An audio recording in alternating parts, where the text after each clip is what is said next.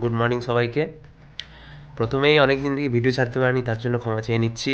শরীরটা একটু ভালো ছিল না, আর বাড়িতে বেশ কিছু অনুষ্ঠানও ছিল, তার জন্য ভিডিও করা এবং এডিট করা দুটোর সময় হয়নি। তার অনুষ্ঠানের পরে পরেই আবার আমার শরীর খারাপ। আহ, আহ, আজকে তো রবিবার, সামনেই তো পুজো, কিছু কেনাকাটা এখনো অবধি করিনি।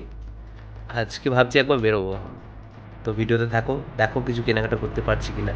আর তোমাদের কাদের কাদের কেনাকাটা হয়ে গেছে সেটা কিন্তু আমাকে জানাবে, ঠিক আছে?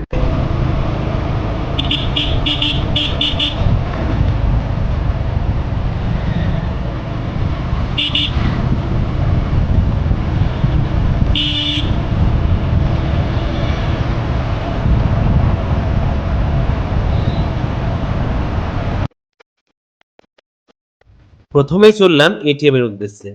হাতে সেরকম টাকা পয়সা ছিল না, তাই এটিএম এ গিয়ে কিছু ক্যাশ তুলে নিলাম।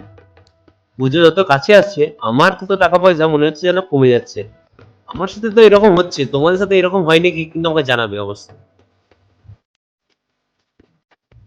তারপরই গাড়ি পার্কিং এ রেখে চললাম কলকাতা মাঠের দিকে। ভিতরে ঢুকেই দেখি ওনাদের ট্রেন্ডি টি শার্টের কালেকশন গুলো কিন্তু বেশ ভালো।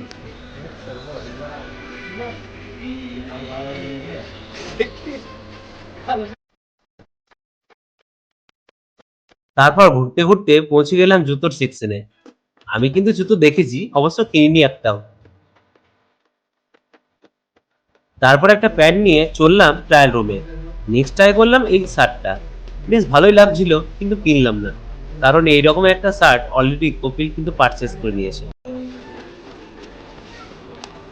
তারপর আবার একটু খোঁজাখুঁজি করে নিয়ে এটা পছন্দ হলো, কিন্তু এটা সাইজটা ঠিক পাচ্ছিলাম না। কিন্তু কালারটা বিশ্বাস করো এত পছন্দ হয়েছিল যে না নিয়ে আর পারলামই না। ফাইনালি বিলিং করে নিয়ে চললাম বাড়ি।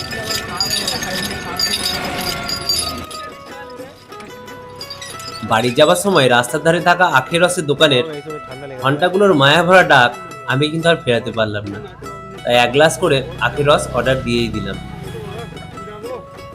আখের রস খাওয়ার পর মন প্রাণ সব জুড়িয়ে নিয়ে চললাম বাড়ি। আজকের জন্য এইটুকুই, দেখা হবে পরের ব্লগে ভিলেজ ডায়েরিজ উইথ প্রকাশ।